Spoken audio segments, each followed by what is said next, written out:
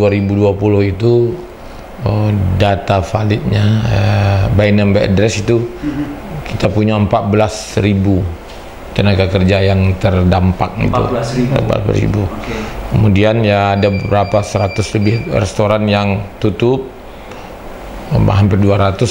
Kemudian hotelnya waktu itu kita catat 53 hotel yang tutup. Tutup sementara, dan ada yang tutup sama sekali. Memang ya, sampai hari ini memang ada tutup sama sekali, seperti di Lago itu Bintan Legon Resort ya, BRR, itu tutup sama sekali, diambil manajemen. Pluralitas dan dinamika kehidupan dengan sisi lain dari kepergian. Ya, masih di USFIM Talk Masyarakat. Siapa dia? Semua kader pluralitas masyarakat Metropolitan Baru.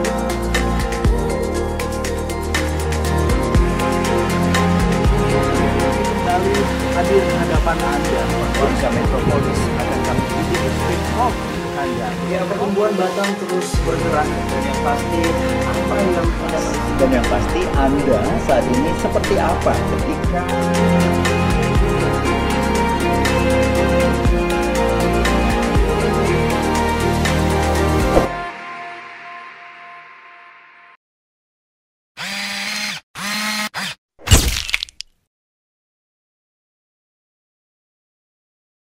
Halo, apa kabar Insiders? Batam Insight, USFIM Talk Trust.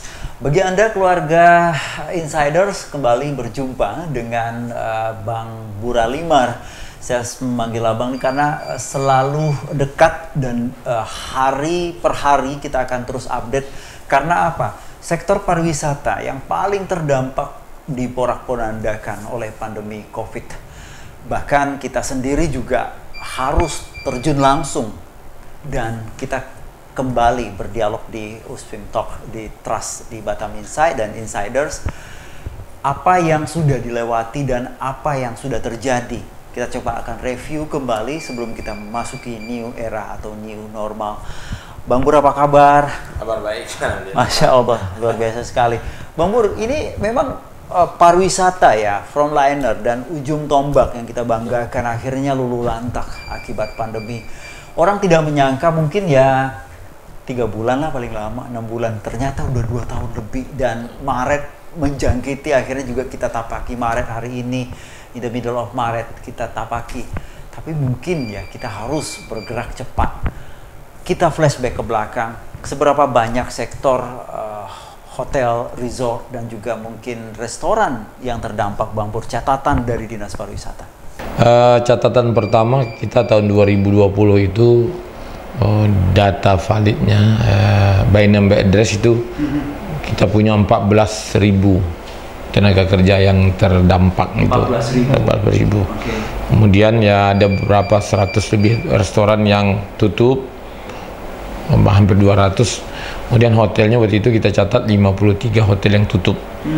Tutup sementara, dan sekarang udah mulai dibuka lagi sebetulnya. Okay. Ada yang tutup sama sekali. Memang ya, sampai hari ini memang ada tutup sama sekali, seperti di Lago itu Bintan Legon Resort ya, BRR, itu tutup sama sekali, diambil manajemen. Tenaga kerjanya 500 orang itu di PHK gitu. Okay. Termasuk juga dia Nagoya Plaza, dan terakhir ini di Batam ya, itu Harmony One, Harmony Nagoya, maaf, Harmony Nagoya. Ya, intinya kan kadang memang itu sangat sulit mereka untuk bisa survive gitu. Tapi ada pola-pola trik yang mungkin bisa mampu bertahan, segmen humanism yang harus dijalankan ya Bang Bur ya. Ada, kita coba ada Nongsa Batam View, saya sapa ada Pak Andi Fong ya. So I really appreciate Pak Andi ya, kadang mempekerjakan karyawan sampai 30 tahun ini tidak mudah ya Bang Bur ya. Bagaimana memanage karyawan adalah aset perusahaan. Bang Bur mungkin bisa berbicara sedikit soal all facilities tourism, baik itu sport tourism ataupun mungkin yang harus kita besarkan. Kadang kita sedih, tidak sekedar close total, ada juga yang sudah di police line begitu. Apa yang banyak nggak orang curhat ke Bang Bur, katakanlah dari pihak PHRI, pihak Asita, tolong bantu dong Pak Dinas Pariwisata, Bang Bur tolong dong berikan solusi, arahan seperti apa sejauh ini yang telah masuk lah, baik by WhatsApp, by telepon, datang dong ke lokasi gitu nih. Iya, saat ini dari awal sih, dari awal terpapar tahun 2020 komunikasi kita efektif. Karena ada 26 asosiasi pariwisata tingkat provinsi Kepri. Karena beberapa asosiasi memang tidak ada di Batam, tapi mereka sebagian besar ketuanya ada di Batam. Satu aja yang ada di Tanjung Pinang gitu, ya selainnya di Batam yang tingkat provinsi.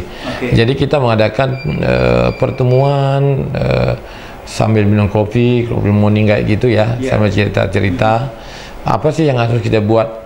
Makanya timbul beberapa ide seperti kemarin itu, tahun-tahun sebelumnya itu pemberian sembako, peduli Soko Pakdul, solidaritas komunitas peduli pariwisata Kepri seperti itu. Jadi kita antar ke rumah-rumahnya itu seperti itu. Terus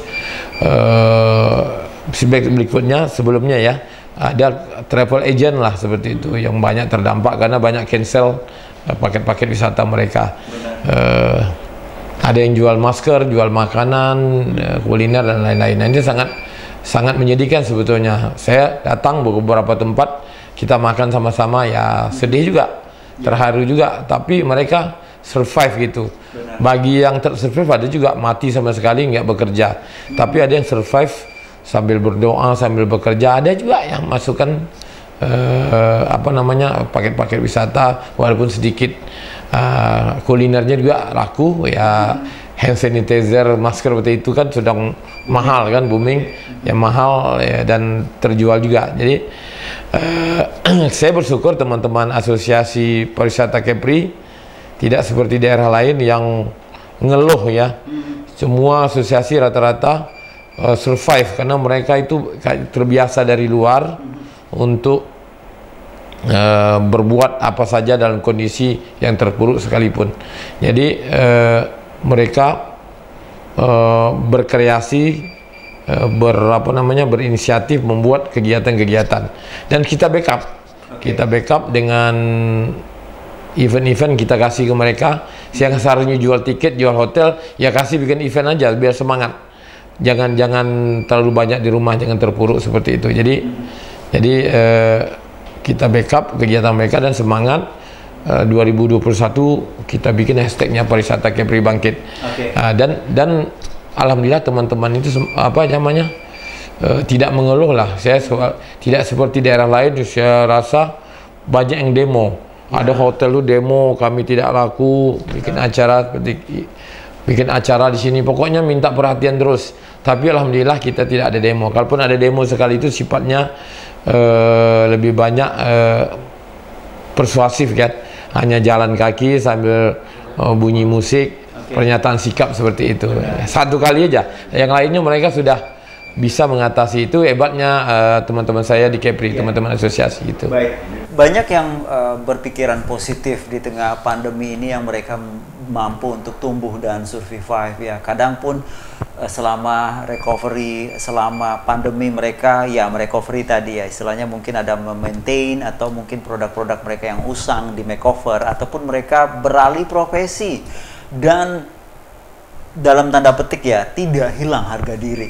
Nah, mereka tetap tumbuh dan bahkan kalau kita lihat ini tidak gengsi ya? Tidak gengsi. Mereka walaupun ada chef profesional, mereka jualan di kaki lima dan itu juga memungkinkan mereka tumbuh. Dan ada juga berbisnis rumahan dan marketnya lewat online. Nah, ini yang kadang untuk bisa kembali tumbuh.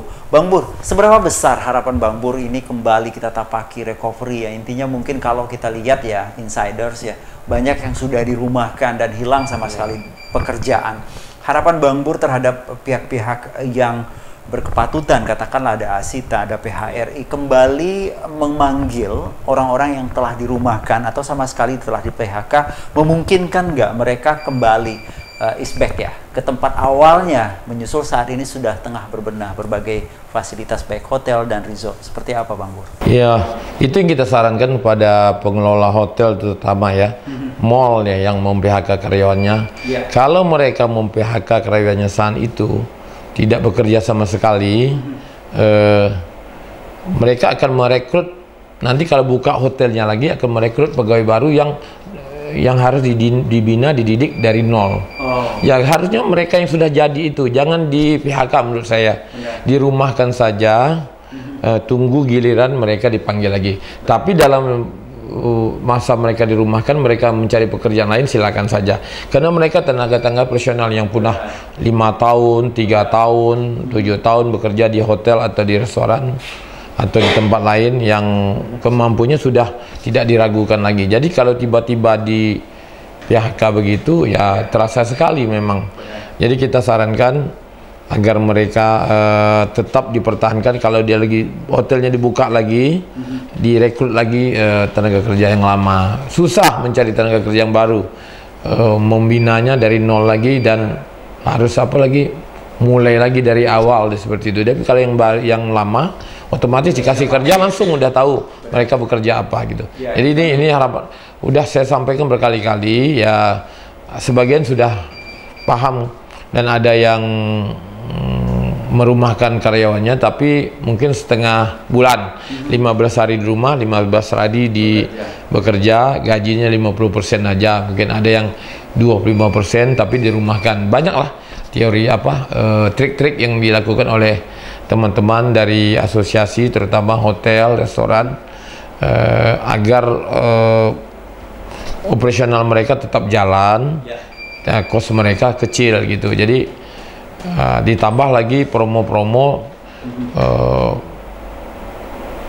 diskon lah kalau bahasanya, diskon, harga-harga mereka diturunkan pada saat-saat tertentu. Jadi ini sesuatu yang baik yang mereka buat, berkreasi, berinovasi, tapi tetap produktif. Nah, istilah kami seperti itu.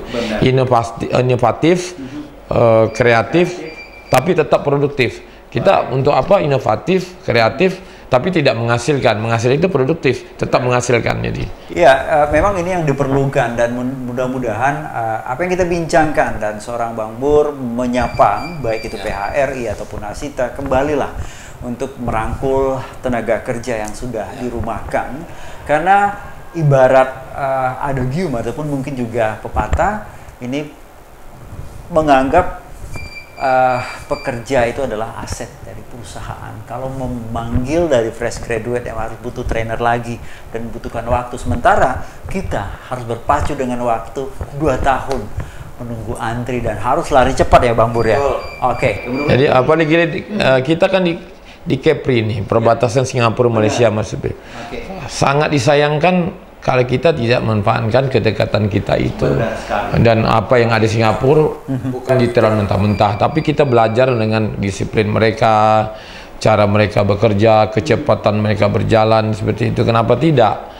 Percuma aja kita tinggal dekat dengan Singapura, Malaysia, tapi kita kayak seolah berada di provinsi yang lain yang jauh dari negara luar gitu. Jadi itu yang saya sampaikan pada teman-teman, tapi nggak bisa sendiri gitu. Kami insiders juga mengapresiasi seorang Bang Bur ini mampu kekeh dan merangkul teman-teman, baik itu Asita atau PHRI, semuanya ada kuliner, dan juga ini mendongkrak, karena orang ke Batam kalau tidak menikmati kuliner kurang afdol begitu, terlepas dari infrastruktur baik itu lapangan golf ataupun resort yang mereka gadang-gadangkan di Nongsa Sensation, tapi juga ingin mencicipi apa yang ingin dirasa.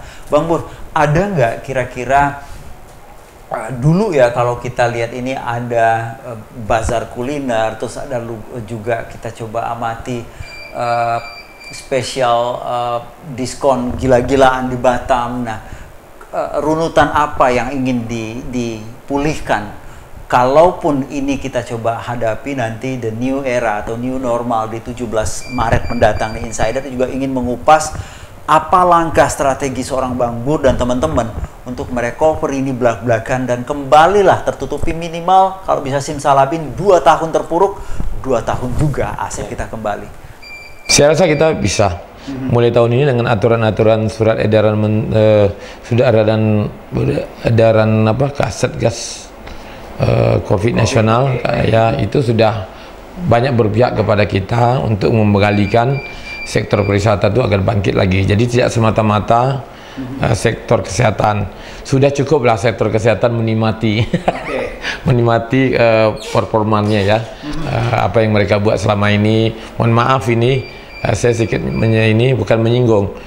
Sektor kesehatan sudah apa namanya, sudah menikmati penjualan masker, penjualan hand sanitizer, udah vaksinasi dan sebagainya yang ya cukup selama 2 tahun lah menerima hasil selama ini.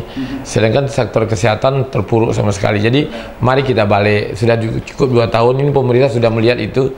Ya udah, sektor kesehatan sementara direm dulu, sektor pariwisata digas gitu. Jadi ini kita mulai. Saya yakin tahun ini turisnya bakal masuk ke Kepri lebih banyak lagi. Mungkin saya perkirakan kalau ini berlaku umum dengan diskresi tidak menerapkan PCR, antigen dan karantina, ya mereka masuk dari semua pelabuhan.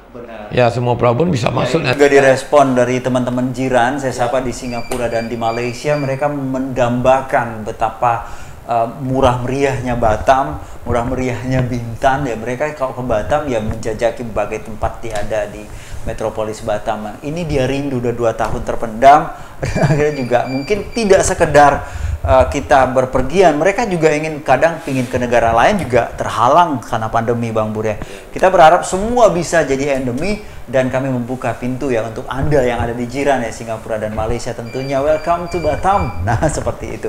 Bang Bur, ada nggak istilahnya trik jitu lah dari pemikiran seorang Bang Bur dan teman-teman lah, apa yang harus digesa lebih kencang lagi? Kalaupun kemarin sektor kesehatan itu memang utama gitu, tapi di cooling down dikit ya kita gesa di sektor pariwisata. Respon dari Bang Sandi ya, Sandiaga Uno atau Menteri Pariwisata kita dan teman-teman juga mensupport. Seperti apa sokongan terhadap Kepri khususnya untuk di sektor pariwisata?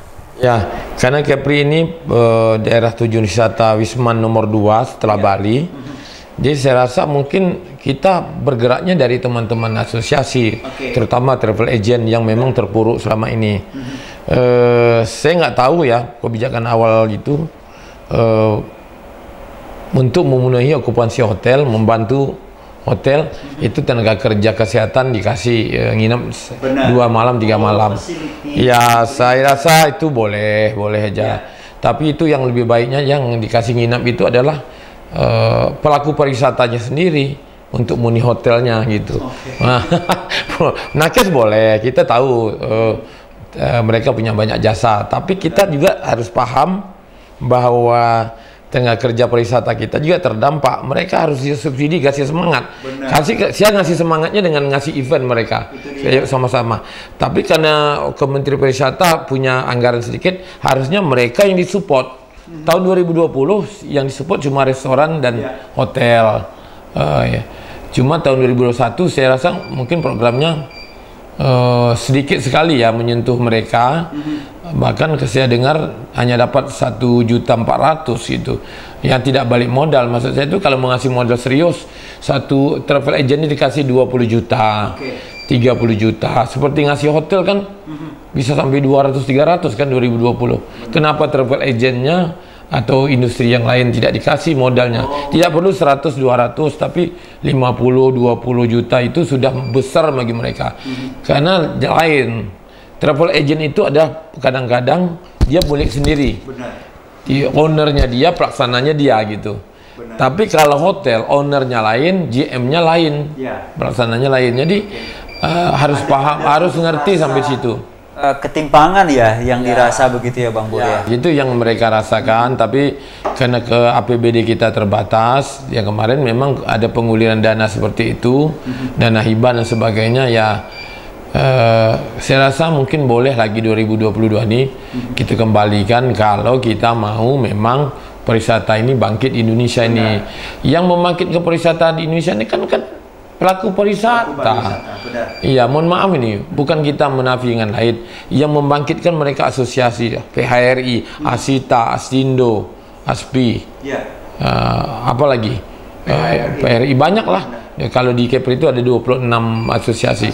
Mereka dikasih dulu insentif, dikasih kesempatan untuk membuat sesuatu pasti laris. Maaf, laris. Pasti mereka bisa, dan paket-paket wisata mereka dapatkan pasti ramai gitu.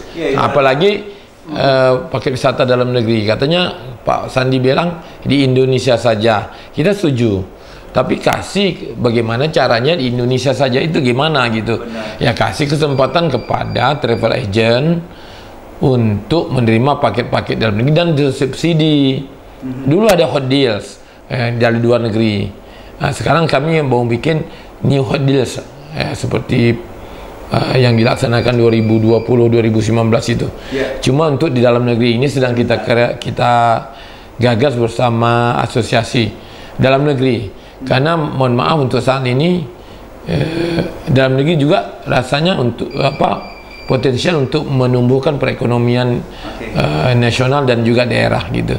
Ya, untuk insider, don't forget subscribe my channel karena banyak lagi yang akan kita coba bahas. Tapi yang pasti ini kadang ada bentuk kesenjangan ya. Kalau untuk merecovery ya jangan separuh hati ya situ ya Bang Bur ya. Untuk ini dia suntikan dana 20 juta saja, mereka juga udah kembali survive. Ya, itu tadi karena mereka tidak punya dana modal seperti. Benar, sudah tergerus semua, sudah luluh lantak. Bahkan kami juga teman-teman perwara ya juga kadang mengetuk hati ya, akhirnya charity juga untuk pandemi ya, kami kasih sumbangan beras juga. Itu istilahnya memindah alih tempatkan dari yang punya ke yang papa begitu. Akhirnya kita change ya, istilahnya menyalurkan, kami jadi jubirnya. Dulu kita untuk perwara ada sekitar 50-an ya kita antaranya. Nah intinya seperti itu juga ya, kembali kita give up. Don't ever give up ya, tapi kita coba terus pulihkan. Harus bangkit secara bersama ya Bang Bur. Bang Bur, seberapa besar sih sektor pariwisata mampu mendongkrak PAD kita? Ya, kalau secara nasional sudah jelas kan, devisa nomor 2 terbesar Indonesia itu dari sektor pariwisata. Nomor 1 kelapa sawit ya. Kalau di Kepri ini, kalau tidak salah untuk Bintan, saya tahu, saya pernah tugas di Bintan 2 bulan ya. Itu 60% PAD-nya berasal dari sektor pariwisata. Itu harus. Maka namanya kenapa dikejar Bintan ya karena mereka PAD-nya itu berasal dari terbesar dari sektor 60% sampai 66% gitu. Termasuk juga di Batam kalau tidak salah, keliru nanti dikoreksi ya. 30% ya PAD pariwisata itu berasal dari sektor PAD itu berasal dari sektor pariwisata. Karena struktur APBD begini. Salah satu penerimaan itu adalah penerimaan pemerintah pusat, pendapatan lain yang sah dan PAD. PAD itu andalan dari APBD. Kalau APBD-nya drop, otomatis APBD-nya drop. PAD itu yang mendukungnya adalah dari sektor pariwisata. Kalau di Bintan itu 65-66% ya pariwisatanya dari sektor pariwisata. Pajak hiburan, pajak hotel, pajak restoran. Kalau Batam tidak salah sekitar itu di bawah sekitar 30% lah gitu. Jadi tidak ada alasan tidak meningkatkan atau membantu sektor pariwisata ini, terutama hotel, restoran, travel agent dan lain-lain, termasuk juga seniman. Benar. Ya, karena pajak hiburan, pajak hotel, pajak restoran itu sektor pariwisata. Yang terframe semua begitu. Ya. Itu yang 30% di Batam, 60% di Bintan itu ya seperti itu. Jadi apa itu baru dari pendapatan pemerintah. Dari segi sumbangan kontribusinya, begitu hidup sektor pariwisata, transportasi jalan, bus-bus jalan, mobil-mobil sewa jalan, hotel penuh, restoran penuh, UMKM hidup, orang belanja di UMKM, di pedagang kaki lima, kan begitu. Jadi tidak kelihatan memang sektor pariwisata itu apa sih, tapi kontribusinya itu memberikan dampak yang sangat luas kepada sektor lain. Makanya di Bali, karena mereka hampir 90% mengandalkan sektor wisata, begitu terpuruk habis semua. Kita masih tertopang dengan sektor industri dan perdagangan ya itu. Dan luar biasa sekali, panjang lebar juga kita kupas. Tapi the next ada third season, ada season ketiga dengan seorang Bang Bur.